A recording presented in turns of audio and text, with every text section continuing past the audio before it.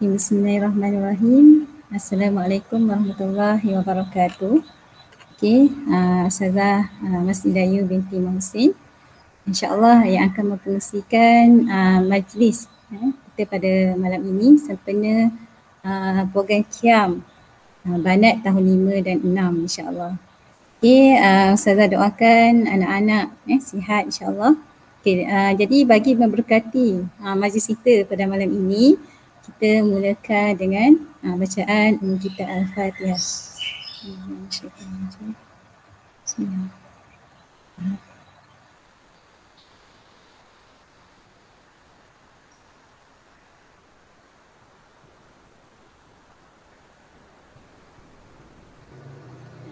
Okey. Bismillahirrahmanirrahim. Okey, Alhamdulillah bersyukur kita kepada Allah Subhanahu Wa Taala kerana dengan izin dan inayahnya, alhamdulillah kita dapat bertemu pada malam ini. Ustazah ucapkan tahniah kepada anak-anak yang berjaya hadir pada pengisian malam ini insya-Allah. Selawat dan salam kita pada Rasulullah SAW, Murabi Ta'agung kita, contoh kedua yang terbaik buat kita insya-Allah. Okay, jadi program kita pada malam ini program Qiyam Banat tahun 5 dan 6, anjuran pembangunan asasiah murid bertujuan untuk membina jati diri kita sebagai makanan rohani untuk kita, bukan sekadar kita menguatkan jasmani tetapi juga rohani kita insya-Allah. Okey, jadi insya-Allah Ustazah perkenalkan jemputan kita pada malam ini. Okey, Ustazah Nur Hidayah Junaidi. Okey, insya-Allah yang akan menyampaikan pengisian yang bertajuk 6 Nasihat Luqmanul Hakim. Okey, sedikit pengenalan. Ustazah Nur Hidayah Junaidi ni asal Batu Pahat. Okey, sekarang menyambung belajar di UTM khusus pendidikan. Okey, sebelum ni mungkin ada yang kenal pernah mengajar di Sri dan I Musnih Melaka insya-Allah. Okey, jadi tanpa membuang masa, Ustazah menjemput Ustazah Nur Hidayah Junaidi untuk menyampaikan pengisian beliau pada malam ini insya-Allah. Bismillahirrahmanirrahim. Assalamualaikum warahmatullahi wabarakatuh. Alhamdulillahirabbil alamin wassalatu wassalamu ala asyrafil anbiya'i wal mursalin wa ala alihi wa sahbihi ajmain. Rabbi shrah li sadri wa yassir li amri wahlul 'uqdatam min lisani yafqahu qawli. Astaghfirullahalazim, astaghfirullahalazim, astaghfirullahalazim. Alhamdulillah, terima kasih saya ucapkan kepada Ustazah Masni Dayu binti Muhsin di atas jemputan pada malam ini, perkongsian kepada anak-anak pelajar Banat Sekolah Rendah Islam Hidayah Johor Bahru bagi pelajar tahun 5 dan tahun 6. Jadi alhamdulillah insya-Allah pada malam ni saya akan kongsikanlah kepada pelajar-pelajar semua. Mungkin juga dalam kalangan yang menonton pada malam ini ada ibu bapa, ada guru-guru dan ada ahli keluarga yang bersama-sama kita. Jadi saya ucapkan juga ahlan wa sahlan dan semoga kita dapat bersama-sama berkongsi dan dapat manfaat yang baik lah ya daripada perkongsian pada malam ini. Okey, pertamanya saya nak ucapkan alhamdulillah dan tahniah. Kepada siapa? Kepada semua anak-anak lah.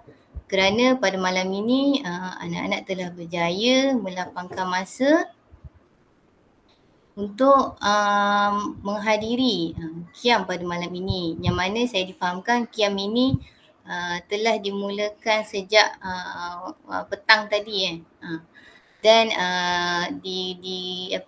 diimarahkan dengan solat berjemaahnya, bacaan mat surat bersama keluarga. Malam ni pula alhamdulillah kita dilapangkan masa untuk mendengar sama-sama perkongsian. Dan insya-Allah esok pagi pula adik-adik semua lepas perkongsian ni boleh tidur awal untuk kita sama-sama bangun Qiyam mulai pada hari esok pagi insya-Allah. So inilah ya tajuk yang diberikan kepada saya iaitu 6 nasihat Luqmanul Hakim. Okey, nasihat ini saya ambil daripada surah Al-Luqman. Okey, surah Luqman ni adalah surah yang ke-31 daripada 114 surah yang terkandung di dalam Al-Quran. Dan dalam surah Al-Luqman ni mengandungi 34 ayat. Okay, dan dalam sebahagian ayat daripada keseluruhan surah Luqman ni ada nasihat-nasihat yang penting yang untuk kita amalkan. Untuk semualah insya-Allah yang mendengar pada malam ini. Okey, tentang surah Luqman. Okey, ini saya merujuk kepada tafsir Fizilan. Ada 4 bahagian lah ataupun 4 pusingan di dalam surah Al-Luqman. Okey, ayat 1 hingga 11 ni ada menerangkan tentang golongan muhsinin dan orang-orang yang beruntung, iaitu siapa? Orang yang mendirikan solat, yang memberikan zakat dan percaya kepada hari akhirat. Kemudian ada diceritakan tentang golongan yang sombong dan juga berkaitan dengan kebesaran Allah dalam menciptakan langit dan bumi. Pada pusingan yang kedua, ini yang saya ingin kongsikan, iaitu tentang hubungan dengan Allah, hubungan dengan ibu bapa dan juga hubungan dengan sesama manusia. Okey, pusingan yang ketiga, bahagian yang ketiga berkaitan dengan kejadian di langit dan bumi.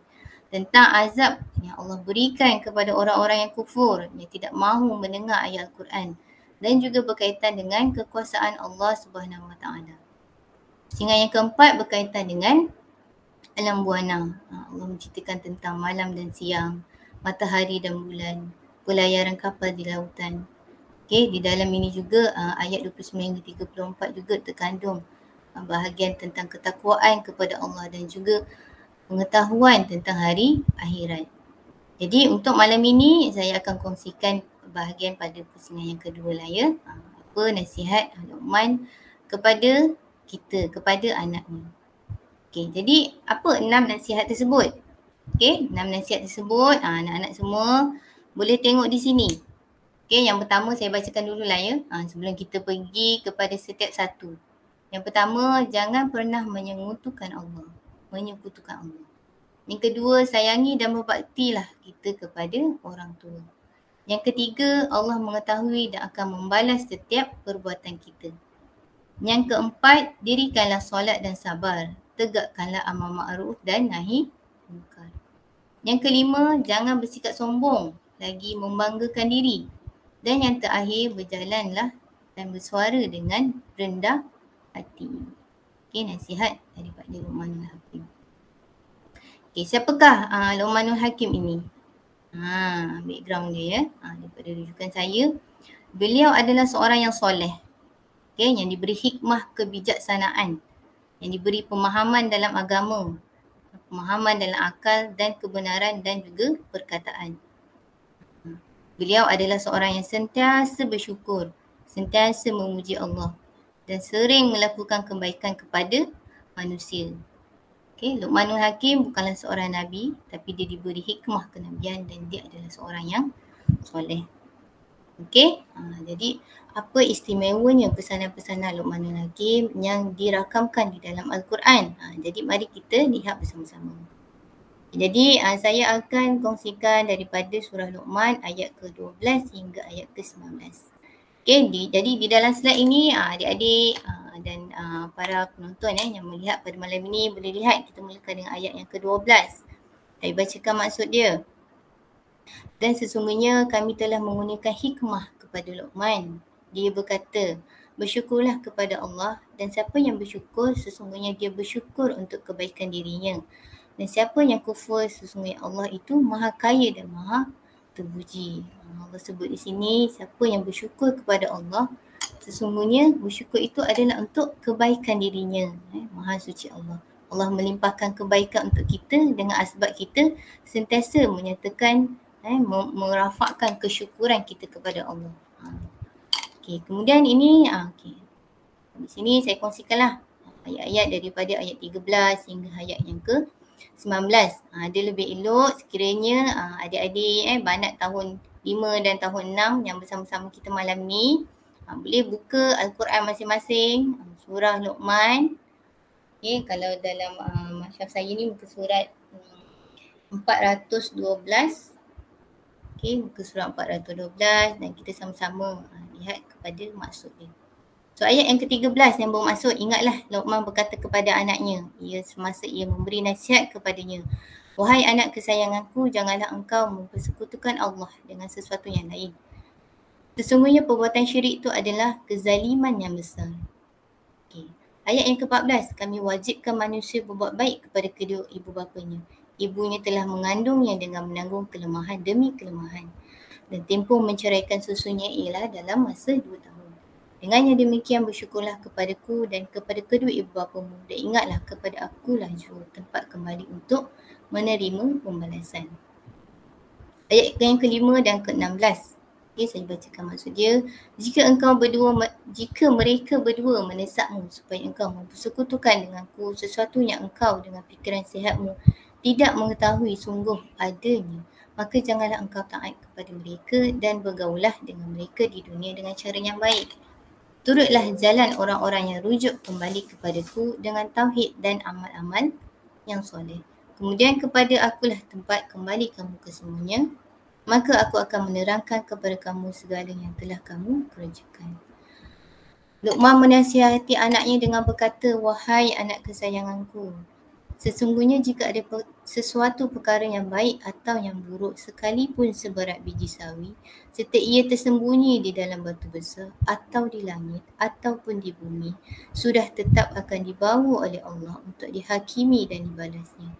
Kerana sesungguhnya Allah Maha halus pengetahuannya, lagi amat meliputi akan segala yang tersembunyi. Kemudian kita melihat terjemahan ayat 17 dan 18. Wahai anak kesayanganku, dirikanlah sembahyang dan suruhlah berbuat kebaikan, serta laranglah daripada melakukan perbuatan yang mungkar, dan bersabarlah atas segala bala bencana yang menimpamu. Sesungguhnya yang demikian itu adalah dari perkara-perkara yang dikehendaki diambil berat melakukannya. Dan janganlah engkau memalingkan mukamu kerana memandang rendah kepada manusia, dan janganlah engkau berjalan di bumi dengan melagak sombong. Sesungguhnya Allah tidak suka kepada tiap-tiap orang yang sombong, takbur lagi membanggakan diri. Dan ayat terakhir, ayat ke-19 daripada surah Luqman yang ingin saya kongsikan pada malam ini. Dan bersederhanakanlah langkahmu semasa berjalan, juga rendahkanlah suaramu semasa berkata-kata. Sesungguhnya seburuk-buruk suara ialah suara keldai. Okay. Jadi kita lihat sekarang saya nak pergi kepada satu persatulah nasihat seorang hamba Allah yang soleh yang dikurniakan hikmah kebijaksanaan. Iaitu yang pertama, jangan pernah menyekutukan Allah. Kerana apa? Apa maksud menyekutukan Allah itu? Okay. Berpegang ataupun meyakini sesuatu yang selain daripada Allah. Ia adalah perbuatan syirik. Dan perbuatan syirik ni adalah suatu kezaliman. Okay, apa pula maksud zalim? Okay, zalim ni maksudnya tidak meletakkan sesuatu pada tempatnya. Kalau kita biasa dengar apa maksud adil? Adil ni meletakkan sesuatu pada tempatnya. Okay, dia punya berlawanan, kata berlawanan dia adalah zalim, iaitu tidak meletakkan sesuatu pada tempatnya. Kaitan dengan menyekutukan Allah adalah tidak meletakkan Allah itu di tempatnya sebagai Tuhan yang satu-satunya untuk kita sandarkan kebergantungan kita. Kita rasa keyakinan kita buat sesuatu ini, insya-Allah Allah yang berkuasa daripada segala-galanya. Okay, bila ada keyakinan yang lain daripada Allah, itu salahlah. Dan na'udzubillah, kita takut ia jatuh kepada perbuatan syirik. Okay, nasihat bapa, nasihat Luqman supaya anaknya bersih daripada keraguan dan sangkaan yang buruk. Dan ini adalah hikmah Luqman untuk kebaikan anaknya. Okay, ayat nasihat yang pertama ini juga merujuk kepada penekanan akidah, okay, daripada seorang bapa kepada seorang anaknya. Kalau kita lihat daripada surah An-Nisa ayat 48 yang bermaksud, sesungguhnya Allah tidak akan mengampuni dosa syirik dan dia akan mengampuni dosa selain daripada itu. Di sini nak tekankan tentang penekanan akidah dan tauhid kita kepada Allah Ta'ala. Yang kedua, sayangi dan berbaktilah kepada orang tua. Okay, tadi tentang penekanan tentang kepada Allah. Sekarang yang kedua tentang berbakti kepada orang tua. Dalam situasi sekarang anak-anak banat dan penonton semua, kita semua berada di rumah dengan keluarga masing-masing. Jadi banyak masa kita memang kita berhimpun bersama-sama di rumah. Jadi banyaklah sebenarnya peluang dan ruang kita untuk kita berbakti kepada ibu bapa kita, orang tua kita, dan mungkin juga dalam keluarga kita ada yang tinggal dengan atuk ataupun nenek kan. Okey. Jadi apa nasihat dia adalah di sini penekanan tentang hubungan anak dan juga orang tua. Okey, ibu kita telah mengandungkan kita dengan penat, dengan lelah, dengan sakit, dan bukan dalam satu tempoh yang sekejap, dalam tempoh yang lama 9 bulan. Sekarang lah ini 9 bulan, sekarang bulan September kan. Lama tu sebenarnya, tempoh yang lama. Okey. Dan juga ada anak-anak juga yang telah kehilangan ibunya. Mungkin semasa dia lahir ibunya telah meninggal dunia.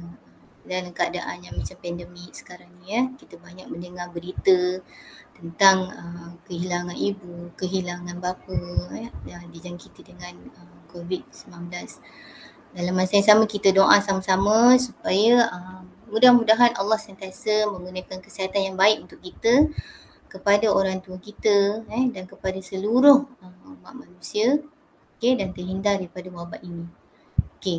Hubungan akidah diutamakan daripada hubungan darah ataupun keluarga. Di mana Allah mengatakan bersyukurlah kepadaku dan bersyukurlah kepada orang tuamu. Yang pertama bersyukur dahulu kepada Allah Ta'ala. Dan kemudian kita bersyukur dengan kehadiran kedua ibu bapa kita. Persoalan, macam mana nak berbakti kepada kedua ibu bapa? Ini saya cuba berikan antara contoh-contoh yang kita boleh praktiskan terus. So malam ni apa yang kita dapat tu insya-Allah kita nak terus praktiskan. Dengan manfaat, dengan ruang yang ada, kita banyak masa dengan ibu bapa kita. Kalau lihat gambar, tengok gambar tangan seorang tua, gedut dah tangan dia. Kita pun mengharapkan kita boleh terus berbakti kepada kedua ibu bapa kita selagi hayat mereka masih ada. Kan?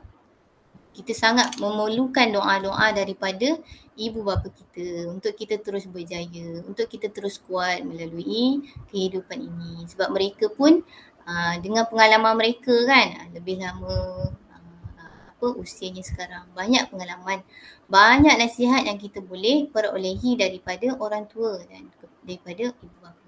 So di sini saya berikan contoh membantu tugasan di rumah. Kita yang tanya dahulu, anak-anak tanya dahulu ibu, umi, mami, mama, mak, apa yang saya boleh bantu di rumah. Tunjukkan kita punya kesungguhan dan rasa terima kasih kita kepada ibu bapa kita. Berkomunikasi dengan adab dan sopan, cakap dengan baik. Ada masanya kita mungkin nak marah, kan?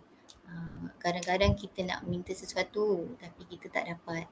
Tapi cuba rasionalkan kenapa apa yang kita nak tu tidak kita bolehi. Kena jaga dahulu adab dan sopan di hadapan. Hormati dan taat perintah ibu bapa selagi perintah tersebut tidak bertentangan dengan ajaran Islam.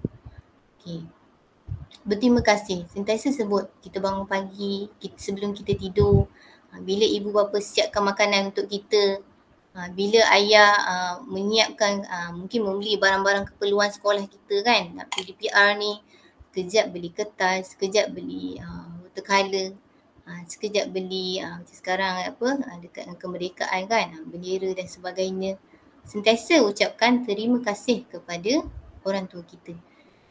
Sesungguhnya ibu bapa ni dia rasa seronok sangat kalau anak-anak disebut perkataan yang sangat sangat berharga lah kan. Thank you Umi, terima kasih ayah, jazakallah khairan. Itulah ucapan-ucapan terima kasih kita lah. Dan dalam masa yang sama jangan tinggal, teruskan dan sentiasalah kita mendoakan ibu bapa kita dalam setiap solat kita. Seterusnya nasihat yang ketiga. Allah Maha mengetahui dan akan membalas setiap perbuatan kita. Okey, kalau adik-adik tengok tadi, anak-anak tengok tadi daripada ayat yang ke-16 surah Luqman.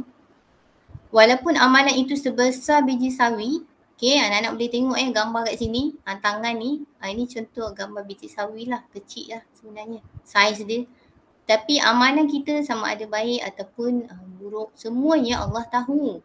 Semuanya dalam pengetahuan Allah. Kadang kita tak tahu perbuatan ni salah. Kadang kita tak perasan perbuatan ni betul. Kadang kita tak sedar perbuatan ni memberi kebahagiaan kepada orang lain kan. Tapi semua perbuatan kita tu Allah akan nilai. Allah tahu dan Allah sedar. Allah nampak keikhlasan kita, kesungguhan kita untuk membuat kebaikan. Okey? So ni pesanan. Pesanan ni penting lah. Supaya kalau di sekolah pun kan Allah melihat apa? Allah melihat malaikat mencatat. Kita kalau di rumah kita ada, di sekolah atau di rumah kita ada CCTV yang menunjukkan gambar-gambar kelakuan kita kan, rakaman-rakaman kelakuan kita. Tapi untuk diri kita, kita ada siapa? Kita ada Allah. Kita ada para malaikat di kiri dan kanan yang sentiasa melihat apa yang kita lakukan. So insya-Allah. Boleh ke? Tak boleh. Boleh insya-Allah. Kita boleh. Kena ada usaha. Okey. Okay, nasihat yang keempat daripada surah Luqman, dirikanlah solat dan sabar, tegakkanlah amal makruf dan nahi munkar.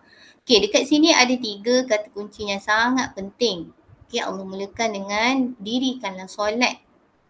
Okey, dan sabar serta tegakkanlah amal makruf dan nahi munkar. So kata kunci dia apa? Kata kunci dia adalah solat, amal makruf, nahi munkar dan juga bersabar. Yang pertama solat. Kenapa solat tu penting? Sebab solat tu akan membentuk akhlak yang baik.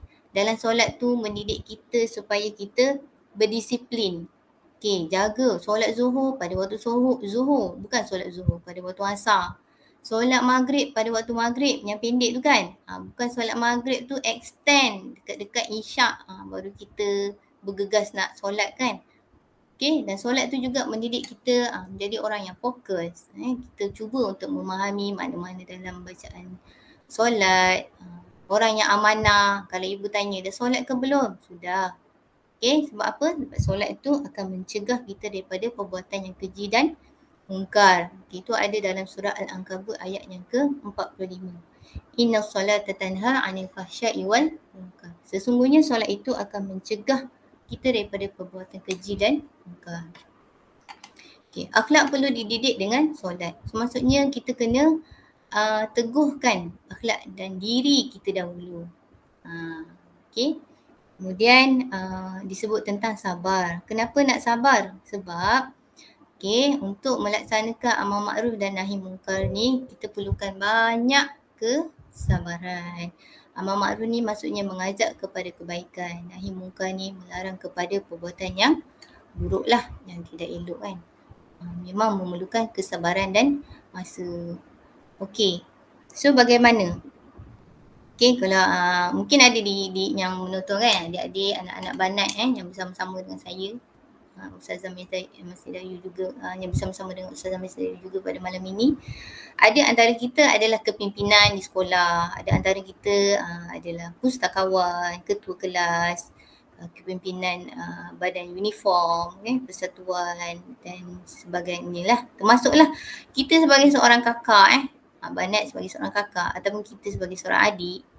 Kita semua ada tanggungjawab untuk melaksanakan amal makruf nahi munkar. Yang ini saya berikan contoh. Ada 3 kaedah dan mungkin ada banyak kaedah lain yang kita boleh amalkan. Macam mana nak mendidik kita supaya amal makruf nahi munkar ni.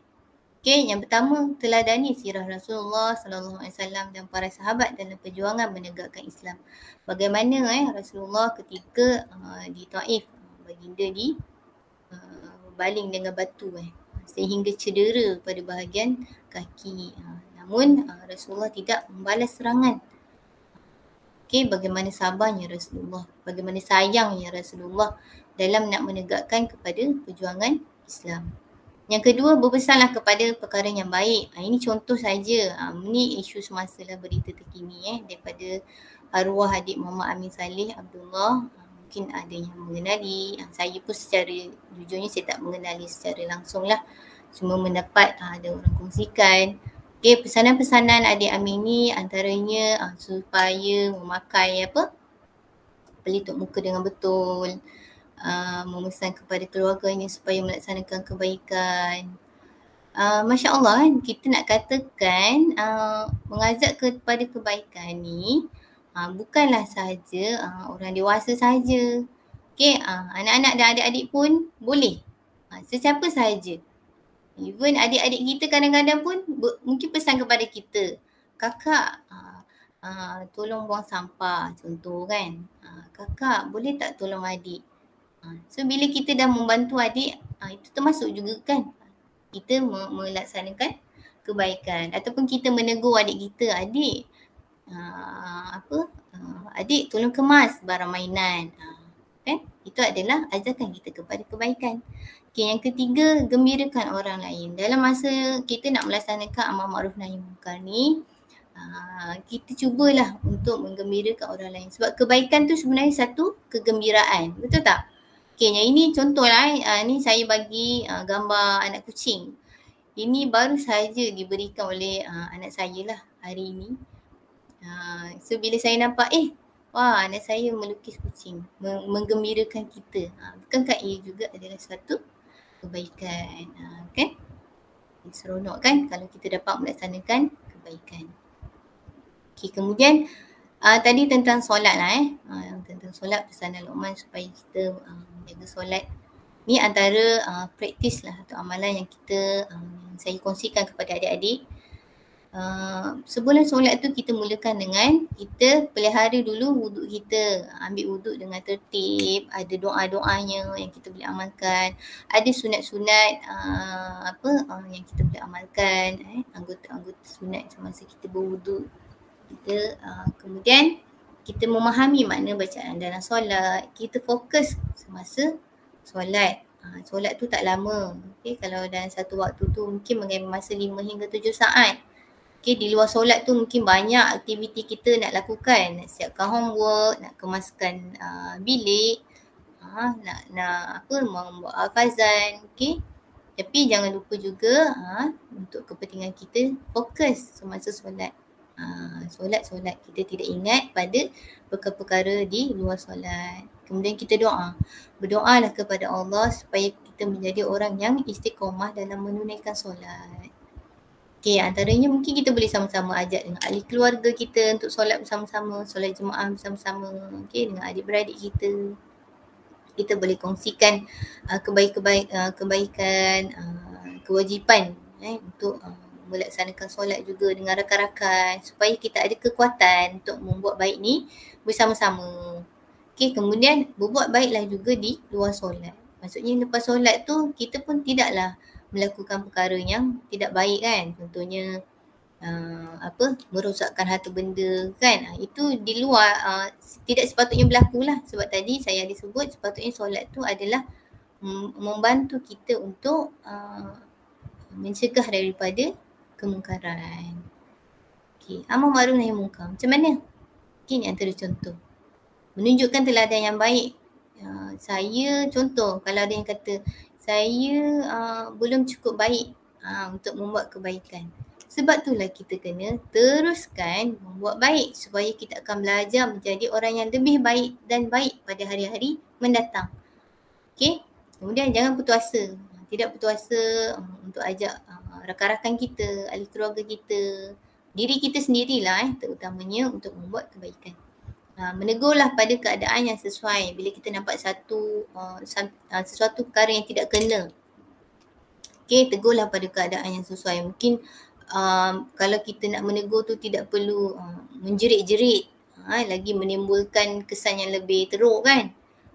Ataupun kita menunggu masa yang sesuai, kita kata contoh rakan ataupun adik ataupun ahli keluarga adik-beradik ke, perkara ni tidak elok. Sebutkan kenapa tidak elok supaya dia tahu kenapa tidak elok dan apa kesannya kepada perbuatan tersebut. Ataupun laporkan kepada pihak yang berautoriti. Kalau kata kita tak kuat, takut ke apa kan. Tapi sepatutnya tidaklah jangan merasa takut untuk melaksanakan kebaikan. Tapi kita boleh juga laporkan apa sahaja yang berlaku, yang kita nampak macam kurang baik, kurang disenangi perbuatan tersebut. Beritahulah kepada ibu bapa kita, kepada guru-guru kita, tentang perbuatan tersebut. Didik diri untuk bersabar. Ini ada satu doa lah. Daripada surah Al-A'raf ayat 126. Bismillahirrahmanirrahim. Rabbana afghir alaina sabran wa tawaffana muslimin. Ya Tuhan kami, limpahkanlah kesabaran kepada kami dan wafatkanlah kami dalam keadaan berserah diri kepada Allah. Banyakkan istighfar, sangka baik dan yakinlah dengan ketentuan Allah. Kadang nak ajak orang kepada kebaikan mengambil masa. Tidaklah kita tegur hari ni, terus hari ni ada perubahan kita nampak. Ya, ambil masa. Allah tidak melihat kepada hasil tapi teruskan usaha sebab Allah akan menilai juga usaha yang kita buat tu kan. Nasihat yang kelima. Kedua yang terakhir lah Tadi kita ada sebut 6 nasihat. Nasihat yang kelima, jangan bersikap sombong lagi membanggakan diri. Kenapa sikap ini adalah sikap yang tidak elok kan? Jauhi sikap ini ketika kita melakukan kebaikan. Tentunya bila kita mengajak orang melaksanakan kebaikan, jangan merasakan kita tidak merasakan yang kita ni lebih baik daripada orang lain. Kita ni lebih cerdik daripada orang lain. Alhamdulillah. Kita ajak orang untuk melakukan kebaikan sebab kita sama-sama nak menjadi orang yang baik. Nanti kita bimbang. Kita nak ajak orang kepada kebaikan tapi disebabkan kesombongan kita, hilanglah pahala kebaikan yang kita nak buat tu kan. So surah Luqman daripada ayat 18 ni, kata-kata as-sa'ru. Ayat dia tadi, as-sa'ru ni bererti sejenis penyakit unta yang membuat lehernya menjadi teling. Al-Quran telah memilih kata-kata ini untuk meliarkan manusia dari teling angkuh yang serupa dengan teling penyakit unta. Kira macam analogi gerak-geri sombong dan tidak menghiraukan manusia, memaling muka dan menunjukkan kesombongan. So ni perbuatan yang tidak baik lah, tidak elok untuk kita laksanakan. Berjalan dengan takbur, tidak memberdirikan manusia, memaling muka ataupun menunjukkan kesombongan. Ini adalah sikap yang kita cuba hindari. InsyaAllah. So tadi macam mana untuk kita praktis atau amalan supaya kita tidak bersikap sombong, kita tak rasa kita ni lebih baik daripada orang lain. So kita kena meraihkan orang lain. Kita menghargai persamaan dan perbezaan rakan-rakan kita. Mungkin bila kita berpandangan A, rakan kita kata B. Contohnya warna merah cantik, rakan kita kata warna biru cantik. Mungkin sebenarnya dua-dua adalah cantik. So kita raihkan persamaan. Kalau kita guna dua-dua colour, mungkin akan lebih cantik kan. Dan mungkin ada perbezaan pendapat. So ada masanya kita kena berlapang dada dengan perbezaan pendapat. Kita ambil pendapat yang lebih memberi kebaikan. Bukan sahaja untuk diri kita tapi untuk orang lain juga. Salinglah membantu dan berkasih sayang. Salinglah kita mendoakan. Dan kita juga cakna dan peka dengan keadaan rakan. Dalam situasi kita duduk di rumah masing-masing kan, kita belajar pun guna online. Mungkin kita dah kurang bertanya khabar kepada rakan-rakan kita. So kita buat hal sendiri-sendiri. Tapi saya yakinlah antara anak-anak yang menonton sekarang ni insya-Allah sentiasa mengambil tahu dan peka dengan keadaan rakan dalam kelas tu kan. Sempat lagi kita tanya khabar, hantar sihat, anti sihat, banat bertanya banat lah, anti sihat, macam tu. Tanya kalau dia ada masalah dalam pembelajaran pun kita boleh cakna, ambil tahu. Dan sekali nasihat yang ke-6. Berjalanlah dan bersuara dengan rendah hati. Gaya berjalan yang hemat dan tidak melampau. Gaya berjalan yang mempunyai matlamat yang merendahkan suara itu membayangkan adab sopan. Berbeza kalau kita bercakap dengan nada menjerit-jerit, tinggi suara, dengan nada yang sopan, yang merendahkan suara. Agaknya mana yang orang akan lebih mendengar. Okay, tentulah dalam keadaan kita merendahkan suara. Okay, kaitan dia juga dengan berbudi bahasa. Dalam satu hadis riwayat Bukhari, orang yang beriman kepada Allah dan hari kiamat hendaklah berkata yang baik, atau jika tidak bisa hendaklah dia lebih diam. Lebih baik diam. Orang yang disebut Muslim adalah orang yang bisa menjaga tangannya dan lisannya daripada menyakiti Muslim lain. Okay. So ini antara praktis dan amalan yang saya kongsikan. Mungkin ada juga praktis yang lain, okay, yang anak-anak ataupun banat semua boleh amalkan. Bercakap perkara yang baik, menjauhi pembohongan, mengumpat ataupun fitnah. Okay, okay. Poin 2 dan ketiga tu ulangan.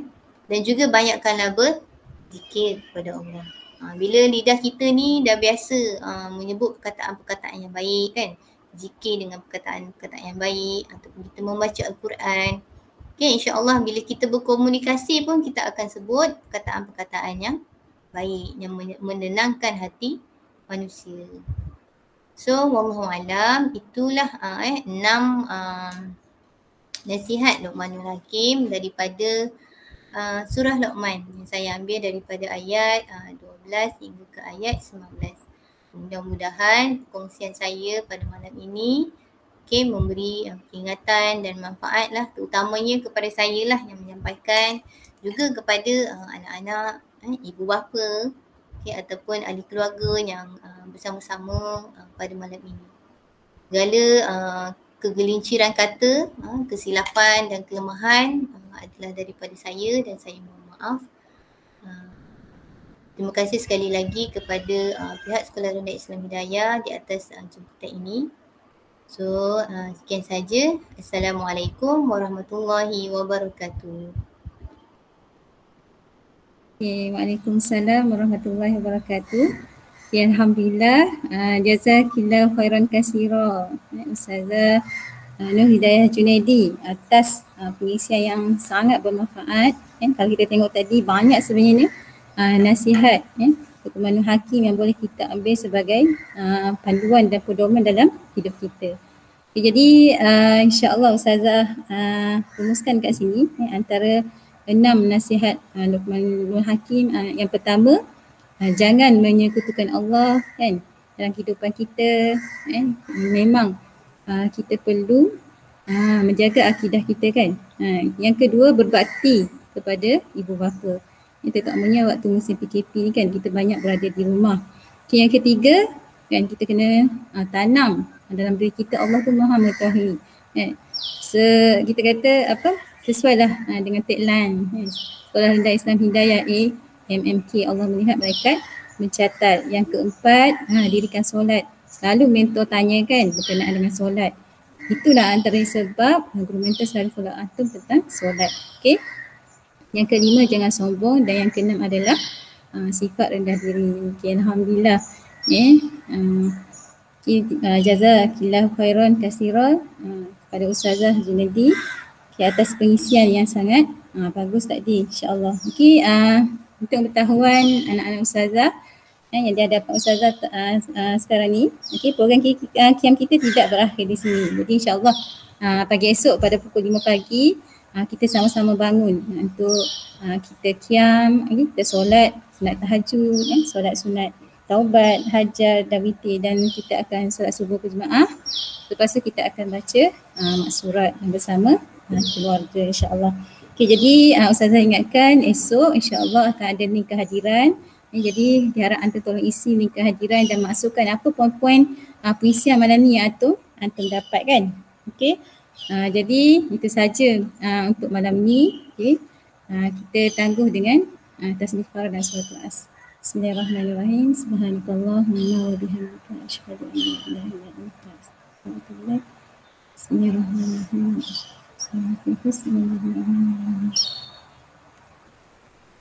Okay, Assalamualaikum warahmatullahi wabarakatuh.